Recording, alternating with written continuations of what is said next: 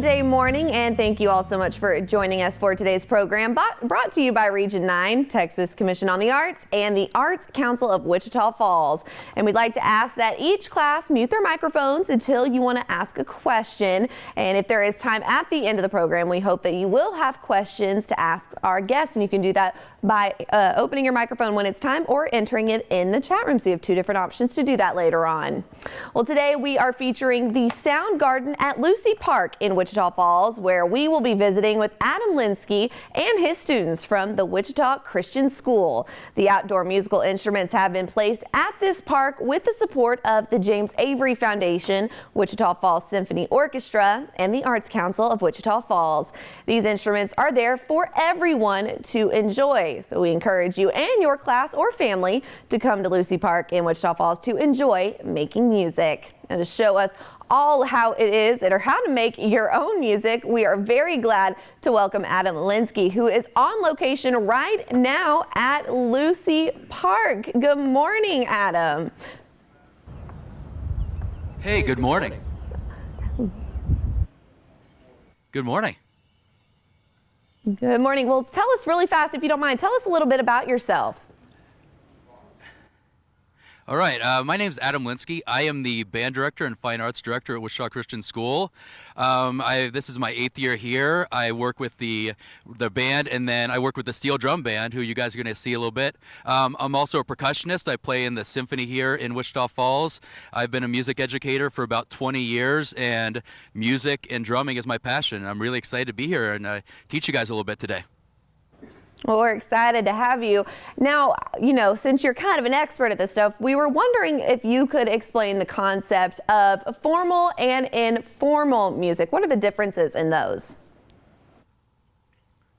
So that is a great question.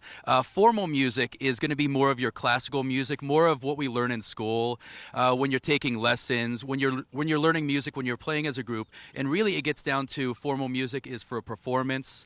Formal music is something you're going to do. You're trying to get the best technique. You're trying to elevate what you're doing. Informal music is done more for just the joy of it. Informal music has been done, you know, literally all of human history, getting together. It's more about the community. It's more about sitting around a campfire playing a guitar and singing, or playing in a drum circle, just doing something for the pure joy of it, not worrying about if it's the best music, if you've practiced it. It's more about being in the moment with each other. So that's what we call informal music. Well, I guess you could describe today's upcoming performance as either. I mean, it's a beautiful day. You can take advantage of that warm, wonderful weather and just enjoy playing some music. And speaking of that, do you all mind, could you play the Lucy Park instruments so that we can hear the sounds that they make? Awesome. Yeah, so we're going to start off. This is members of the Wichita Christian Steel Band, and they're going to do a little bit of informal music making using the Lucy Park Sound Garden. So, guys, go ahead and take it away.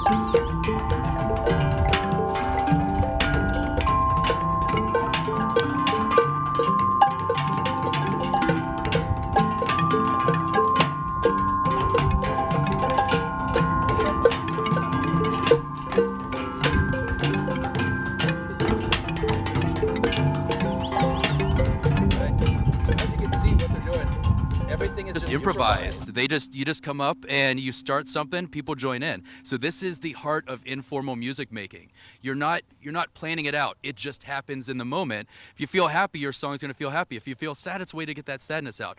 But this is a way to put your soul into what you're doing. And that's what really the heart of what informal music making is. Well, we love that. They did such a great job, just doing it on the fly like that, just making up their own music and patterns of it all. It sounded great, and it looks like a lot of fun to play. And I know that they're available to anyone that comes to the park. But Adam, you're also you're very well known for playing the steel drums, and it looks like there's a wide variety of ways you can play it. But real fast, do you mind giving us some of the history on this instrument? So the steel drum is a very unique instrument. It's one of the most recent instruments developed. It was developed in the 40s and 50s, and it was developed in Trinidad and Tobago. And there were a number of men. Spree Johnson and Ellie Monet are two of the earliest innovators. And what was going on in Trinidad? You had it was a colony of the British, and the British rulers were a little bit, basically they were afraid of too much music making and too many people getting together. So what happened is they limited the availability of musical instruments. The people, the natives of the island, they just had music in them. Basically, they still wanted to be creative. And what they discovered is if they found like these pieces of garbage, basically thrown away canisters, the dents on them would make different sounds.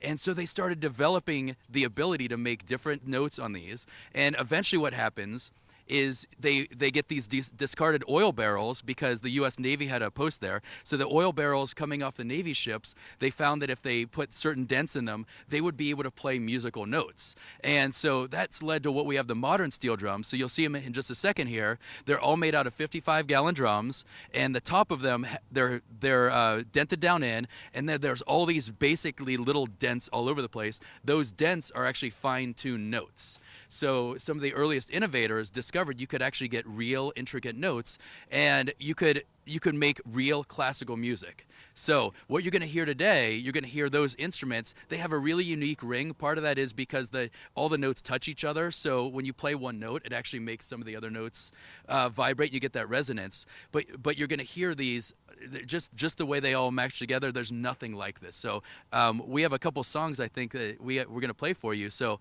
you're going to get to hear what it sounds like.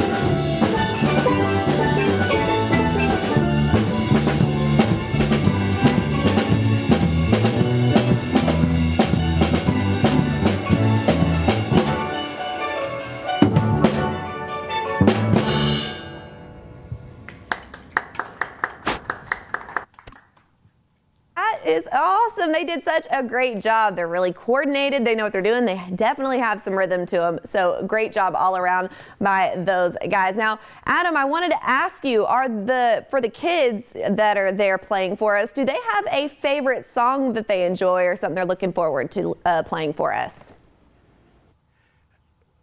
They want to know if we have a favorite song that you guys are looking forward to playing for them. What do you guys want to do? All right, so yeah, they have one. We've been working on this song. We have a concert coming up on Thursday, so we've been getting a couple of new tunes ready for that concert. So the last song you heard, "Under the Sea," is more of a traditional steel band song. We also play stuff that's a little bit more modern. So this is a song by the Foo Fighters called "Everlong" that we're gonna play for you guys. So I think they're gonna get reset. You guys are about ready? Got to keep your instruments in tune. All right. So they're going to kick it off for you. I hope you enjoy it.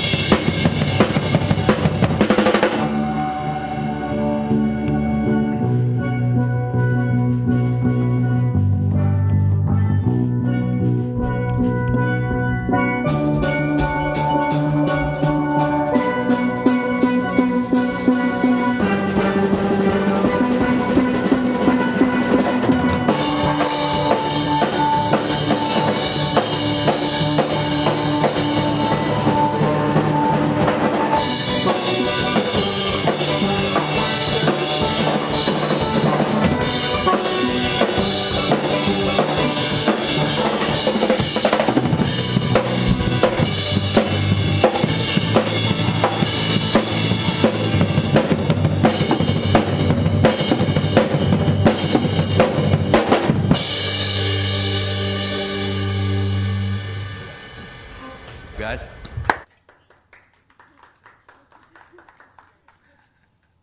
It's great. That sounded great. I thought I was at a Foo Fighters concert for a second. They were just on point with it all. They were really into it too, watching them all play and be excited about it. That was something that's great to see. The passion is definitely there for those young kiddos.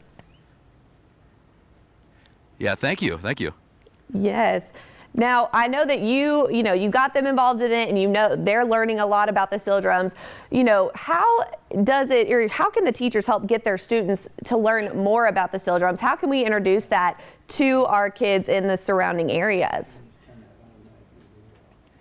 Okay, so steel drums, they're very easy to play. One of the downsides is they're kind of expensive, but one of the ways that I did it with my elementary students, and this is a great way for elementary teachers to get into it, they make these small steel drums that can be incorporated into elementary music programs. I started using them, and a lot of these kids actually, when they were in elementary school, they started learning on these small steel drums. It's like a 1-octave steel drum called a jumbie jam, and you learn the technique of it, you learn how to play, you learn the sound, and then as you get better, as your technique gets better, you graduate onto one of these big instruments. So you're talking about starting on a small steel drum that only has 8 notes, easy access, very hard to fail on that. And then you graduate up to one of the more chromatic instruments. These take years to master. Those take maybe 15 minutes. So I would say that's probably the biggest thing. And if there are elementary teachers that are looking to get into this,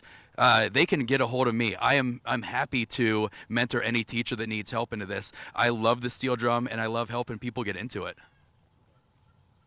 Well, I know that they would all really appreciate your knowledge and information on it. And it's something new for the kids to learn about and something fun, and it's interactive and you can use your hands and get creative with it. So definitely a great opportunity there for any teachers listening if you want to get in touch with Adam about that sometime soon. Now, okay, Adam, do the kids have another song they could play? Because we're loving listening to them. It's a fun concert we're getting. All right, another song. What do you guys want to do? As it was? All right, so we're about to play. So you heard a more modern piece from the Foo Fighters. This piece, I think most everyone knows. So this is a piece by Harry Styles that we learned. All right, and hope you enjoy this one.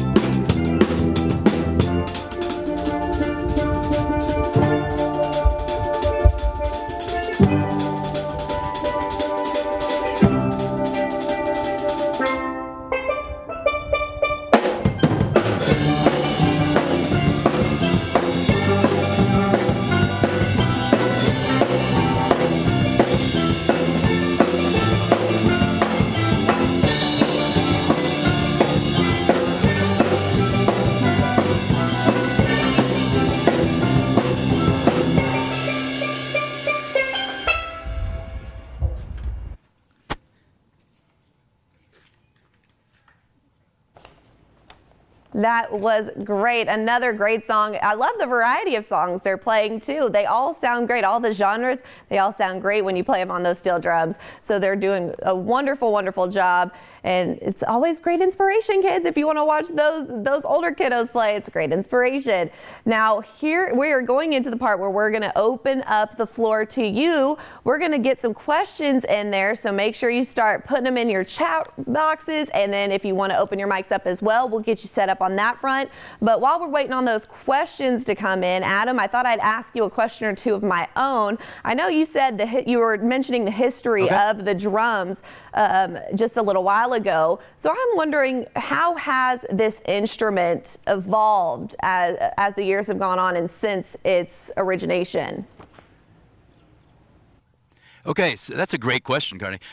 So the earliest steel drums had very few notes. The earliest ones, they would be made with maybe 8 to 10 notes, or some of them would only have maybe 2 or 3 notes, some of the lower pans. And so that kind of limited what they were doing. So some of the developers, as they went on, they figured that you could get more notes by having more drums. So the earliest drums would have been like this one, which is just a single steel drum, a single drum that would have had maybe 8 to 10 notes on it. So eventually they learned that if you wanted more notes and lower notes, you needed more surface area. So they moved over to this, which you see you have 2 drums now. the notes get a little bit lower, and you have more surface area. Now, it requires you to play a little bit, you have to get a little more practice playing, but you had more range of notes. And then if you look in the back, we have this, the next one. These are the cellos, so this is even more notes, so you're getting lower. The other thing, if you notice, you're using more of the barrel. So this one, you have a shorter part of the barrel because the high notes don't need as much resonance. The bigger ones need a little bit more resonance. So that's one of the big things that developed. The other thing that developed over the years is what kind of barrels they're using, but also the way that they work the metal. So a steel drum, I'm going to have you move this up there. Yeah, bring that up. So if you look inside the steel drum, the first thing that you do when you're making a steel drum is you have someone, you hammer this all the way down. So you beat it all the way down. And this takes days with just a mallet, right? It all has to be done by hand. They've learned that if you try to do this with just a metal press, it doesn't sound good. Basically what you're doing by hammering it down, you're kneading the metal like you would knead bread dough to make it rise.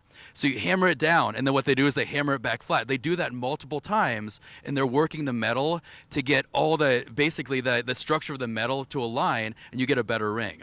And then once you have that done, as you can see in here, you have these little raised areas. So this, over the years, has been one of the biggest developments, the way that they arrange these notes. And so when you play an F, the notes next to it, the A and the B, they will ring based on that F.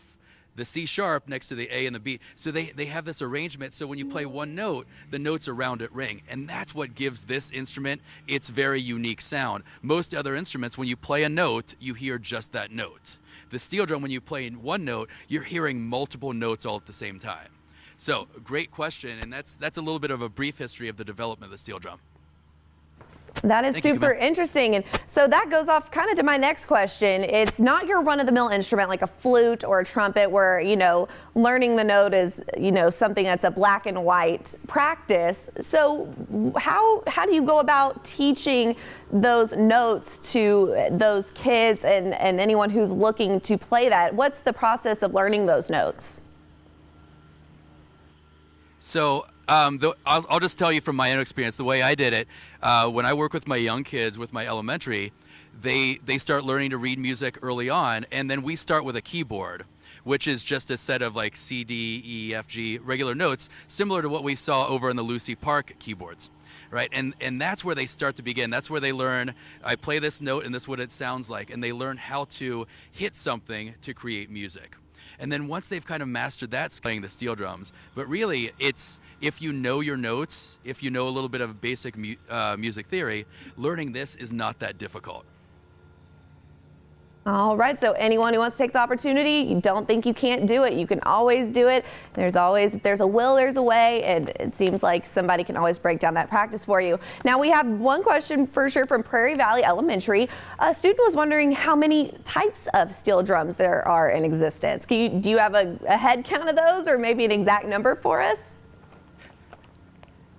Okay, so there are, in the steel drum family, it's similar to violins, or the string family where you have the violin, viola, cello, and bass. In the steel drum family, you have a lead pan, which is the single pan up here. This is the melody instrument. So these three ladies up front are playing the lead pans. And then you have the alto pans that goes down a little bit, and that is the seconds here, and then Jude over there is in the double second. So these are double tenors, those are double seconds, two varieties of a double instrument. So these two instruments do some melodic work, but then they play a lot of the harmony, they play a lot of the chords. Then after that you have the cello. So this is going to be your tenor instrument. So this gets a little bit deeper. So Bailey back here, she does a lot of chord work, she does a lot of, sometimes she's playing the melody, but a lot more often she's playing the harmony. And then there's another voice we don't have here. It's the bass voice. And a bass voice would use a full-size 55-gallon drum, and you use 6 of them. And each one has 3 notes. We don't have a set of those. Instead, we use an electric bass. So Jonathan back there plays the electric bass with us. The reason we don't use the full bass pans, they're huge. It's hard to move around. This is for our setup is a little bit easier. And then of course, along with it, you always have the drum set player. In a steel band, the drum set player is called the engine room. And really, if you think about a train, he's the one that keeps the train moving. So everything we do here is very rhythmic. And Luke back there makes sure that no one slows down. Everybody knows what they are. He's hitting the cues. So that's basically it. So you have, what did I say, 5 instruments plus your bass plus your drums. That's a great question. All righty. Well, we have another question from a Prairie Valley Elementary student. They want to know, how long does it take to learn a song on the steel drums? How long did it take your students? Guys, they want to know how long it takes to learn a song on steel drums.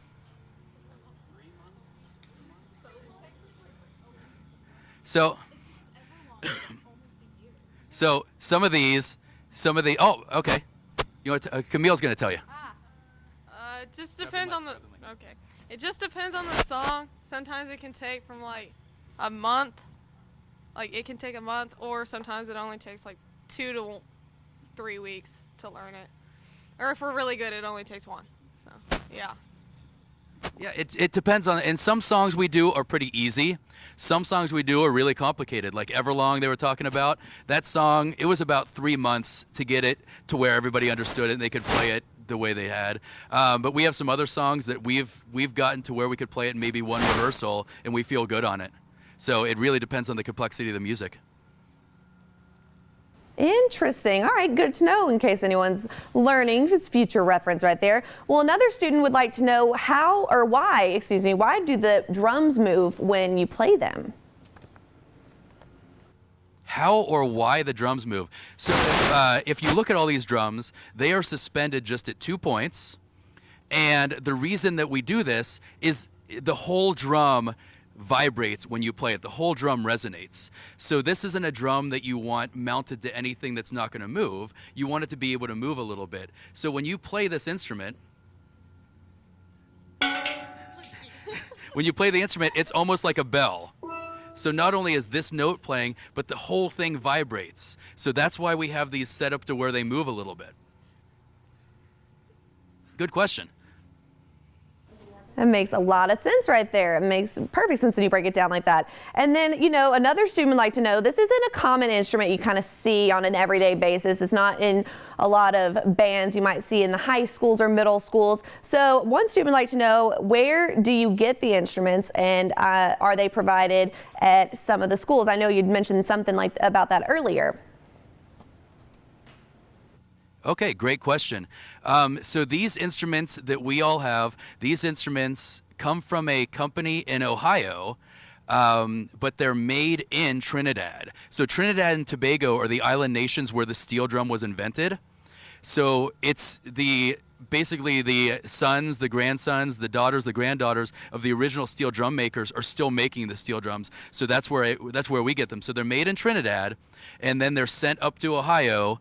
And in Ohio, what they do is they add the chrome, which is all the shiny metal, which helps keep them in tune. And then they're fine-tuned, and then they're sent to us. And these drums, really what we did is the kids themselves earn the money to buy these drums. So we've done some fundraisers. We've done some performances. We've gotten a lot of donations. So this group was actually funded basically by itself. We started off with, I had my own personal drum, and then we had a couple that got donated in. And as the drum grew, as the group grew, we had more donations. So that's where you see it right now. Wonderful. And it pays off more when you've worked really hard for them. You enjoy them and appreciate them more when you're getting to play them and perform. So it's a great way to earn those too. So Prairie Valley has more questions. These kids are very curious. They have great questions too. How often does your group practice? Yes, how often do y'all practice these? How do we practice? So this group is actually a class at our school. We meet 2 times a week, and we get about an hour and 15 minutes. So we have a block schedule for some of our classes. So on Mondays and Thursday afternoons, so we have our regular band class. A lot of these kids are in the band, and then afterwards they stay, and then we rehearse specifically the steel drum music. Gotcha. All right. And then another question. This is actually a very interesting question. Do you use soft or hard pressure to change the volume of the sound? beautiful question. So one of the things about steel drum with getting volume is you have to be, excuse me, you have to be very careful. So I'm gonna, Camille, go ahead and play a little bit. So when you want to play soft, you use a little bit softer pressure. She's barely moving her hands, and you can see how it makes this very low sound. If she wants to play a little bit louder, she'll use a little bit more stick height. And if she wants to play really loud, she can use a lot more stick height, but you have to be careful with the steel drum, because if you play too loud, it does this thing called barking, where it makes a bad sound. And it's hard to describe, but you know it when you hear it. So she's gonna play loud, and you can kind of hear where you go a little bit too far. So when she's playing that loud, you can kind of hear it starts to get where it doesn't sound good. So that's one of the challenges of this instrument, is you can't play it really, really loud, and you can only play it so soft. So oftentimes when we're doing a concert, we use microphones to make sure that we can hear everything. Great question. That is a wonderful question. Y'all are so creative over there at Prairie Valley. Y'all have a lot of interesting questions. Love your curiosity for sure. Now, ladies, I was getting my questions over the side. Do we have any more questions from the kiddos? All right. Well, Adam, I want to ask you one last thing, or give you a chance to tell the students about, pursuing the arts, like getting to pursue art in their life and learn it in school. What are the ways they can all go about that, and how can all the subjects in school contribute to having art in their lives? So, to me, I've been an advocate of the arts my whole life. For me, learning music has also taught me discipline. It's taught me quality. It's taught me how to stick to things. And I would just encourage the kids, talk to your band directors, talk to your music teachers, talk to your choir directors, talk to your art teachers. The things you learn in those can do a number of things for you. If you want to be an engineer, learning art is one of the best things you can do, because it teaches you how to think differently. Problem solving comes from the creative side of our mind, and when you develop in the arts, you get more of that. Learning musical instruments teaches you how to think differently. It teaches you math can actually sound like something. So everything they play here, it's almost like math being done in musical form. So if you're at all interested in pursuing anything creative, talk to your teachers. Kids, you have some great music teachers out there. You have some great art teachers out there. Really take advantage of them. Absolutely. You never know if you can do something until you try and you ask and advocate for yourselves, and you can learn something new every day if you show that passion, for sure. So I definitely agree with that. And now, thank you so much. So now we're going to send it on over to Lucy Park, and we're going to, You're welcome. Thank you. We're going to jump in with Carol Sales. She is with the Arts Council. Now, Carol, we're going to the Sound Garden. I think we're going to have her here very soon. Well, thank you for the opportunity. And in essence, this was all inspired by a grant opportunity through the James Avery Foundation. The Wichita Falls Symphony, in partnership with the Arts Council Wichita Falls Area Inc., dreamed up having a sound garden in the park, and it approached the city of Wichita Falls, and they took it like gangbusters, and we've moved forward. We had the application. It is a matching grant through these three organizations: the James Avery Foundation, the Arts Council Wichita Falls Area Inc., and the Wichita Falls Symphony Orchestra. And then the Wichita Falls Parks and Rec provided all of the labor and so forth to actually have this facility built. Well, I know it is very much appreciated. And speaking of the Sound Garden, we're hoping to send it on over to them to hear another song, see all the instruments, the new ones coming in. So if we could, we'd love to hear a tune. Yes, they're all getting ready.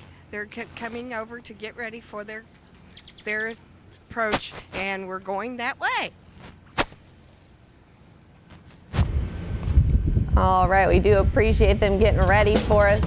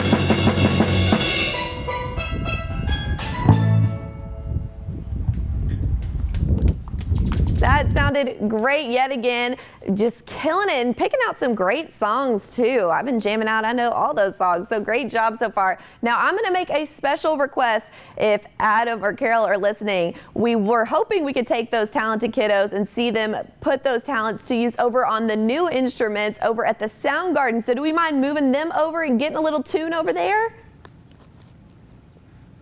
Yep. All right, we'll get them on over. Right, guys, let's go make some noise over here. All right, looking forward to it. And that, like we said, all those instruments you're about to see are going to be in Lucy Park very, very soon. So you're going to get an opportunity to take your parents, make them take you out to Lucy Park so you can learn for yourself, get to see them for yourself, and just have a good experience with them, a good introduction for you if you ever go out to Lucy Park. So, I think they're all almost getting ready yet again. So we'll be on standby. I think they're good, yeah. All right, we're ready when y'all are. I think they're going.